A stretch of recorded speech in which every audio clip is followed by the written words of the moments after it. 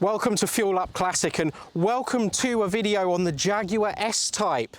Now, in the world of 60s Jaguar saloons, I think it's fair to say that the Mark II Jag gets all the glory.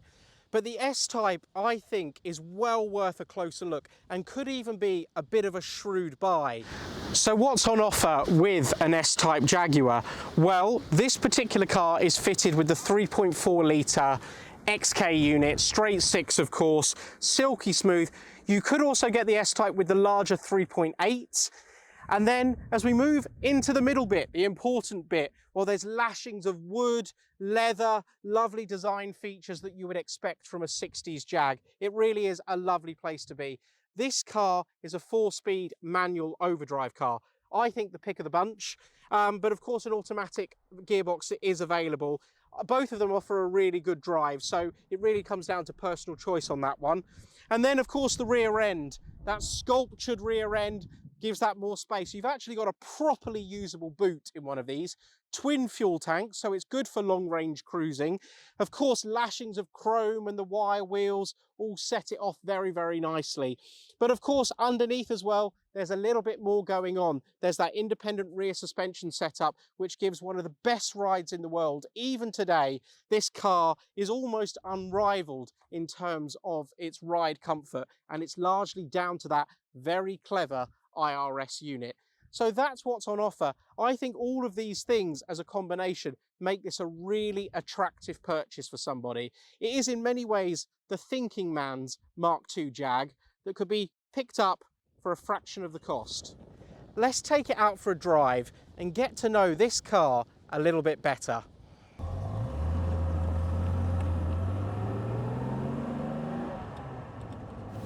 So let's take this 1967 Jaguar S-Type out for a drive. You'll first notice starter button here on the dash. Starts up straight away, manual overdrive. Let's get underway. One of the things that's been instantly noticeable with this car is the addition of power steering, a lovely light clutch, nice torquey 6-cylinder engine. It really is no harder to drive than a modern day Honda Civic. It doesn't feel like a product of the 1960s in the way it gets down the road. But then of course, when you're sat in this interior, you're very much reminded that you are in the heyday of Jaguar. It's such a beautiful place to be.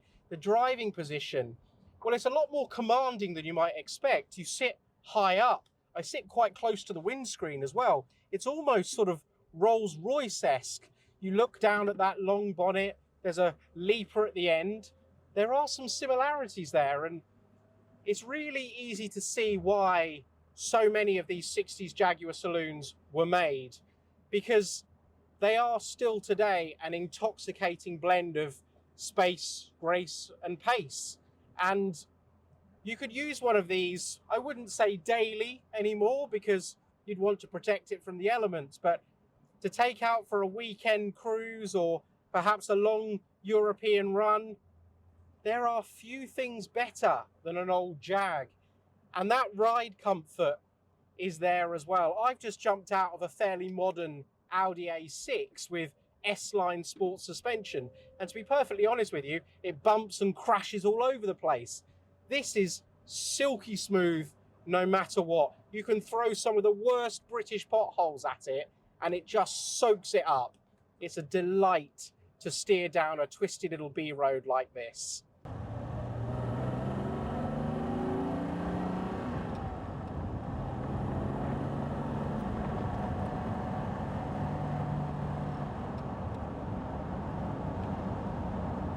This is a perfect opportunity to tell you about this very car because it presents very nicely indeed and it drives superbly. I have not heard an XK engine this silky smooth for a long, long time. It actually puts my own XJ6 to shame, but there's good reason for that. This has got stacks of bills with it. It had an engine rebuild back in the late 80s and early 90s. It had a gearbox rebuild in the not too distant past.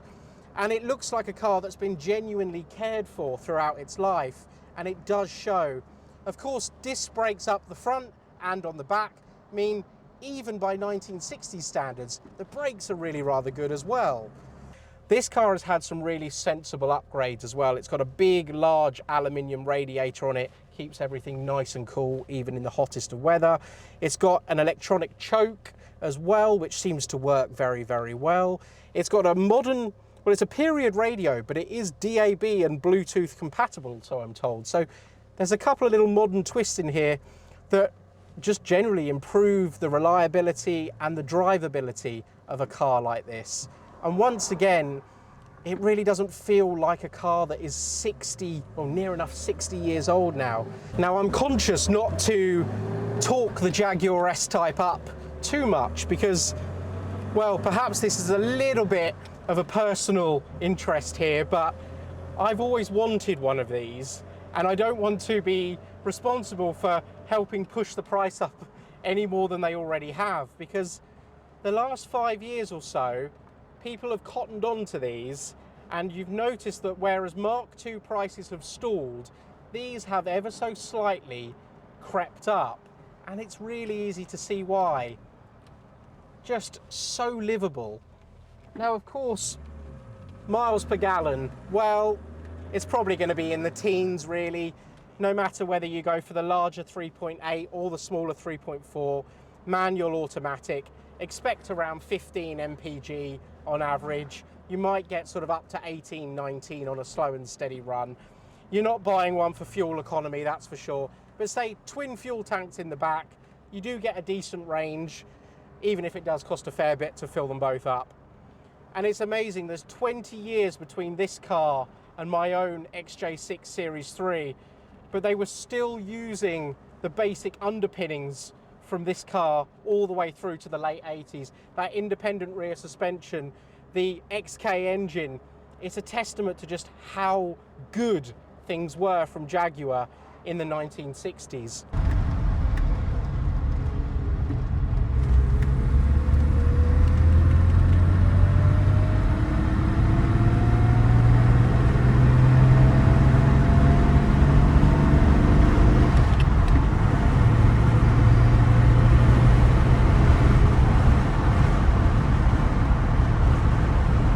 Now, regular viewers of the channel will know I love an old Jag. I own a few of them and we've featured plenty on the channel over the years. But even to the most initiated, it really can be quite a confusing lineup of 60s Jaguar saloons. So let's just try and very briefly break down the different models that were on offer, and that helps also understand where the S-Type sits in that range. You see, you've got the obvious one, the Mark II Jag, the king of the Jaguar saloons, or at the very least, probably the most popular and even to this day, the most desirable. But then also on offer back in the 1960s, you had things like the 420, you had the 420G, you had the Mark X, you then had the S-Type that slotted in between that lineup as well. Then confusingly, you had the Daimler variants of the Jaguar models, just to add in a little bit more in the mix. So there's a lot on offer, a lot going on, and I think for a long time, and even to a certain extent in period, the S-Type somewhat lived in the Mark II's shadow, never really knowing where it's slotted. It wasn't the big Mark X and 420Gs, but it also wasn't a small, compact sporting saloon like the Mark II. So what on earth is it? And why would you buy one?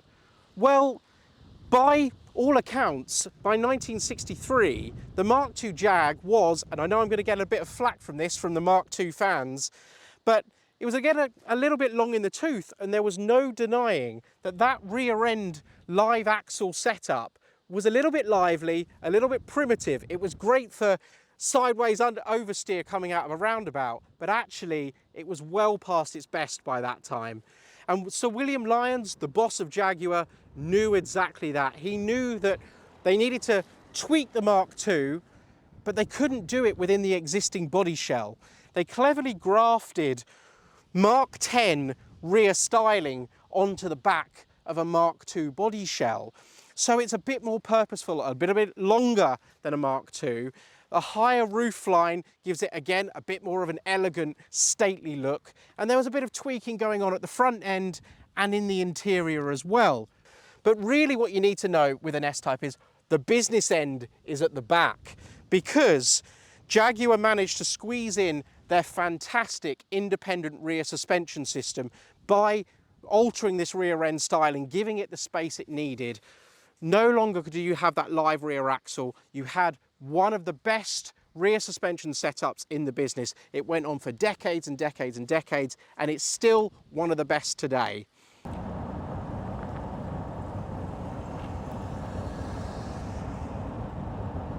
If you're tempted to part with your cash, well, there are a few things that you need to know about before you do so.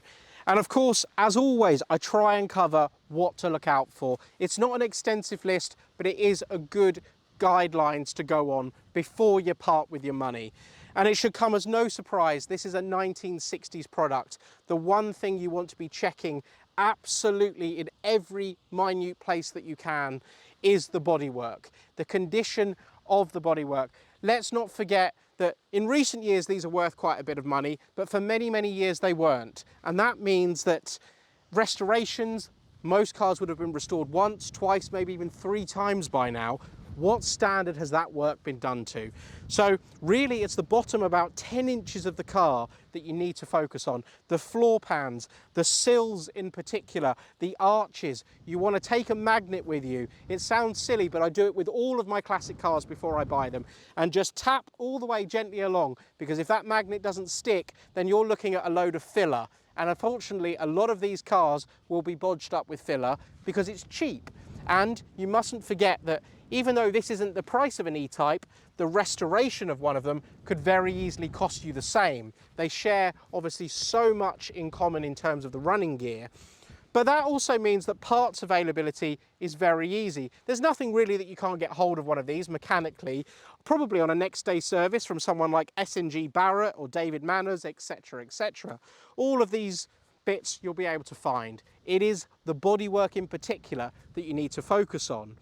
Now, in terms of the engine, well, that XK unit, it often gets sort of thrown around that it's a bulletproof, reliable thing. Well, actually, I'm speaking in personal experience here, that's not always the case. They do need lots of meticulous and gentle maintenance, and sometimes these cars just don't get it.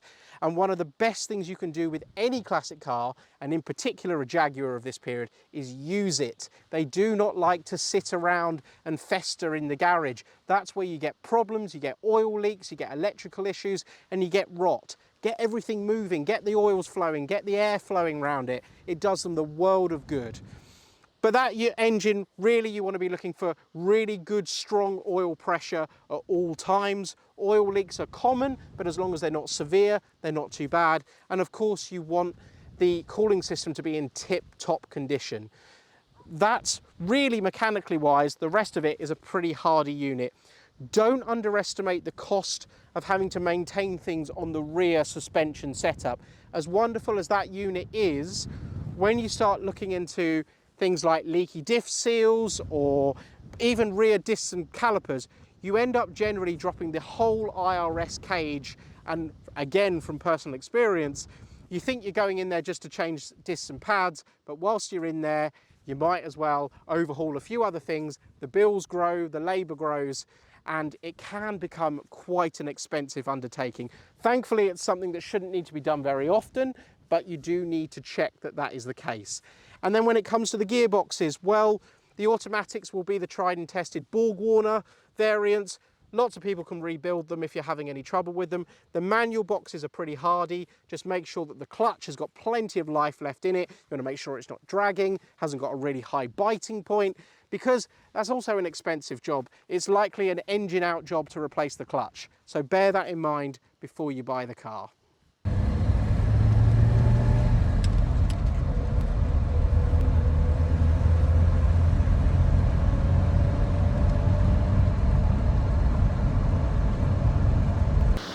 So let's talk about the difficult bit. How much money will you have to pay for your very own S-Type Jaguar? Well, this is only a guideline and they are forever changing prices, but about £12,000 to £15,000 gets you into a good running and driving, very presentable model. but you're going to be likely spending a little bit of money on that to bring that up into tip-top condition. 20 to 25 seems to be the right kind of benchmark to get you into something that's truly very good. It'll have a good history of lots of recent expenditure, some big old bills in there, and it should present and drive very, very well indeed. 30 to 35 is going to get you the very, very best out there, of which there are very few. So I appreciate that is a wildly different price range, but that really just shows how wildly different the condition of these cars will be on the market. But nevertheless, 12 grand will get you into something drivable, 30 plus will get you into something that you could display at a concourse event and possibly come home with a trophy. Thank you for joining me for this video. I hope you've enjoyed it. As ever, I like to put the spotlight on cars that aren't often at the forefront of people's minds. And I think this S-Type kind of embodies that really, really well. I mentioned earlier on that I've always had a bit of a hankering for one of these, and actually spending time with it, living with it, putting some miles on it, well, that hankering hasn't gone away. I know that I'm now going to be off searching the classifieds to see if one might come up within my price range.